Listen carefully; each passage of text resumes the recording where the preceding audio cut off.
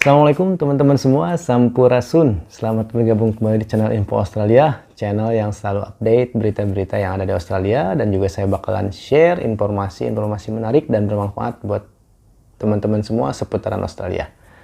Jadi it's all about Australia. Nah, di konten kali ini saya bakalan bahas mengenai ending dari visa WHV itu gimana sih kelanjutannya kalau pengen masih bekerja di Australia atau stay di Australia. Jadi simak videonya teman-teman, jangan di skip biar informasinya masuk full ke teman-teman, oke? So, mari kita mulai teman-teman.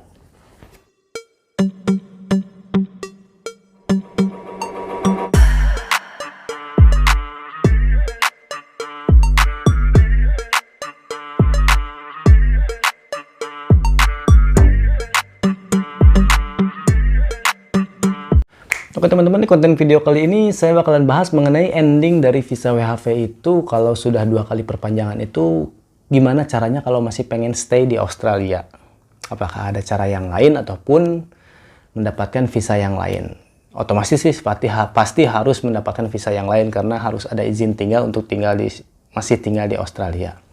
Jadi saya bahas masalah video ini gara-gara banyak sekali yang kolom di komen YouTube dan DM masuk ke Instagram saya. Banyak bertanya, anak-anak WHV, Kang gimana sih? Saya masih pengen stay di Australia nih, saya udah 2 kali perpanjangan. Sarannya gimana Bang? Atau Kang gitu kan. Dan untuk video kali ini saya bakalan bahas ada 3 option. Kalau menurut pengetahuan saya ada 3 option buat anak-anak pemegang WHV masih bisa stay di Australia setelah 3 tahun ya, maksimal 3 tahun. Nah langsung aja teman-teman, untuk yang pertama, option yang pertama, bagi para pemegang visa WHV yang mau habis visa WHV-nya yang udah 2 kali perpanjangan itu, jalur yang pertama itu bisa lewat visa kerja teman-teman. Jadi yang penting teman-teman itu punya perusahaan yang mau nyeponsorin.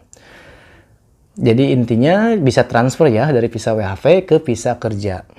Tapi seperti yang saya jelaskan di video-video saya sebelumnya, yang paling penting itu ada perusahaan yang mau menyponsori. Misalnya nih, kalau teman-teman sudah bekerja di perusahaan tersebut dan perusahaan tersebut senang dengan teman-teman dan teman-teman sudah menjelaskan status teman-teman sebagai WHV dan mau habis, apakah si perusahaan mau menyponsorin atau eligible untuk menjadi sponsor, kalau bisa minta ke perusahaan. Tapi kalau biasanya nih umumnya, kalau kitanya kerjanya bagus, itu biasanya mereka mau menyponsori. Jadi mudah ya untuk transfer visanya. Dan saran saya kalau nggak salah itu si IELTS-nya, points IELTS-nya itu harus dinaikin teman-teman. Kalau visa WHV itu kan minimum 4,5.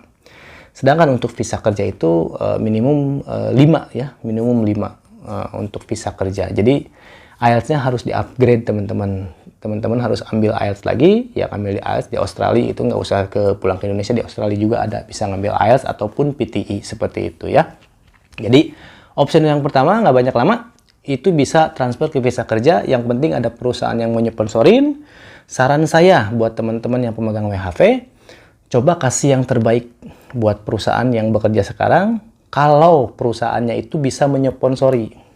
Jadi itu kan chance yang besar banget buat teman-teman ya, kesempatan yang sangat besar banget. Tunjukkan kemampuan teman-teman, jangan sering sakit, jangan sering bolos, ataupun pokoknya disuruh apapun yes. Seperti itu ya teman-teman, biar kedepannya bisa kita meminta untuk disponsorin oleh perusahaan. Kalau kita kerjanya bagus, si perusahaan pun mau menyponsorin.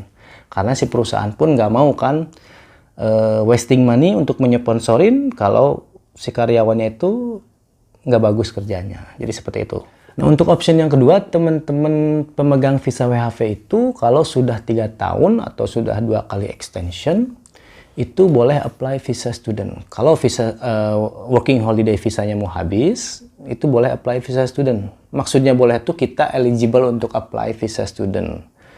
Ya, kalau di-approve enggaknya itu tergantung si imigrasi ya, tergantung persyaratan kita dan tergantung imigrasi. Tapi kan kembali ke niat pertama kita. Kita niatnya kan pengen stay dan bekerja di Australia.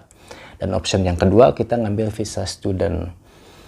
Visa student kan masih bisa bekerja gitu kan, meskipun ada limit hours-nya, ada batasan jamnya, jam untuk kerja per minggunya itu sekitar 24 jam. sekitar 24 jam. Nah, kalau si WHV kan bisa full time kerja gitu kan. Nah, kalau si student ya mau nggak mau ada minusnya, jadi cuman 24 jam per minggu seperti itu teman-teman. Nah, jadi option yang kedua teman-teman bisa apply ke visa student. Ya meskipun itu pun tidak 100% garanti untuk di granted ya si visanya, tapi seenggaknya ada chance buat apply ke visa student. Ya cari-cari subjek yang murah gitu kan biayanya, biar kita masih bisa survive di Australianya. Mau kerja 2 kayak kerja 3 kerjaan. Yang penting kita bisa diakalin gitu kan.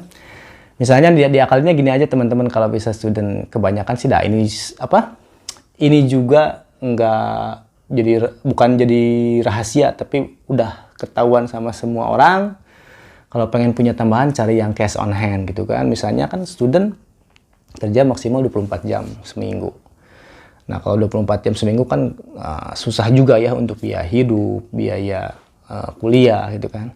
Dengan cari tambahan juga bisa cari kerjaan yang cash on hand atau dibayar cash. Kalau teman-teman udah agak ada pengalaman di sini, udah agak lama, setahun 2 tahun, pasti tahulah di mana kerjaan yang ada cash on hand, dari mulut ke mulut, atau dari Facebook, atau dari berita mana, dari grup mana gitu kan.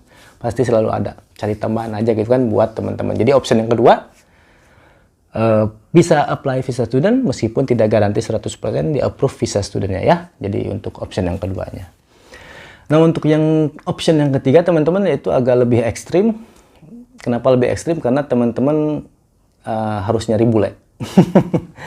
Nggak nyari bule juga nggak apa-apa. Yang penting misalnya orang Indonesia ya nggak apa-apa. Yang penting sudah PR orang Indonesia, statusnya sudah permanent resident. Jadi teman-teman cari jodoh kalau bisa.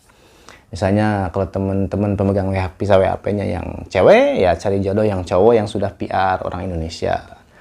Mau orang Indonesia, mau negara manapun, yang penting sudah PR. Ya kalau bule Australia, ya citizen Australia, ya nggak apa-apa. Itu kan yang penting minimal sudah PR. Jadi bisa apply buat partner visa.